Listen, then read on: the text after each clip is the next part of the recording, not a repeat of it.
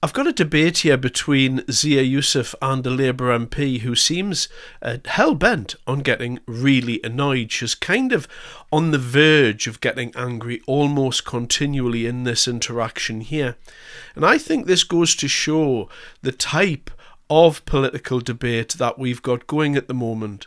Now, I could have went over Kevin Hollindrake, previous old man of politics, a staunch Tory, very, very normal, dependable character, just appeared on social media the other day, with a picture of Reform's new football top and said, "Doesn't this remind you of Nazi Germany?" And this is the level of horrible, nasty debate that we've got going on at the moment. And I think it can be summed up by saying that MPs from right the way across the political spectrum are really angry and really annoyed at Reform, because they've just come in and they've just told the public exactly what the public wants to hear. And this is annoying to these MPs, a lot of whom have just started their parliamentary career. And I think they do see the writing on the wall that that career is coming to an end relatively soon at the next election. And so they're annoyed about this, and they don't understand how it is that the public just can't see through this rhetoric. And it's quite obvious to everyone watching it that it's what the public wants. And, politics is a popularity contest, and the winner is going to be the person who comes up with the best policies that the public like. And these MPs don't seem to understand what the actual game is. They want to exist in the 20th century game of doing a few media rounds and then keeping your seat for 25 years till you move on. But sad to say that the political earthquake has already happened. The window has moved, and now we're into a whole new political paradigm, and this is what it is now. Reform are telling everybody what they want to hear, and the opposition parties are arguing for really stupid things, like benefits for foreign nationals.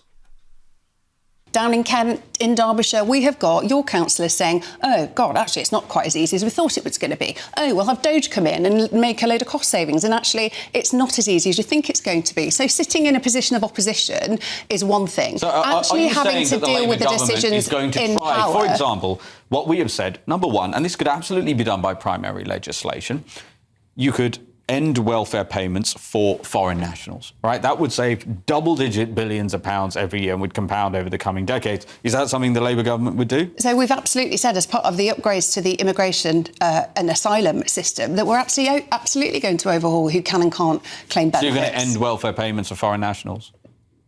Honestly, I'm not even going to answer that question with a yes or no, because I don't have the detail, and you will not find me giving an answer to a question I don't know the answer to. That as a no, that's a I don't know. No, Zia, it's a I don't know. Okay.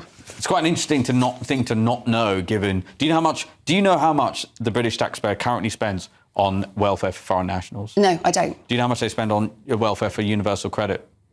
No, I don't, off the top of my head. And if you're trying to shame me by asking me to have this information right now, then... If we're going to have a conversation, a serious conversation... So what's the answer? Because my viewers won't know either. Well, the answer, the British government currently, and the Tories did this too, they hide the data, Michelle, in terms of welfare payments to foreign nationals. The one major exception to that is universal credit, where it is £8 billion this coming year alone that will be shelled out by people watching this programme who pay their taxes that goes directly to foreign nationals. That's just universal credit. That number is growing exponentially. And do you know what position? Evidence that Labour are even trying Just to one solve second, that though. But so that is a really broad, sweeping brush to bash people over the head with. Do you know the personal circumstances? Yes, it is. Let me finish. Anybody over their yes, head it with is. anything. You've just said this is the figure. If British taxpayers pay their taxes, they go to work and they pay their taxes. How do you know how many? How do you know? Position to say that taxpayer money should only go if it's welfare. Right, but how do you not know that those foreign nationals have not been over here working for years and years and their circumstances changed, and then they needed to be in a position where they were supported if there for are foreign a period nationals of in this country and they are currently requiring the British taxpayer to fund them, then I'm sorry, they have broken the contract that is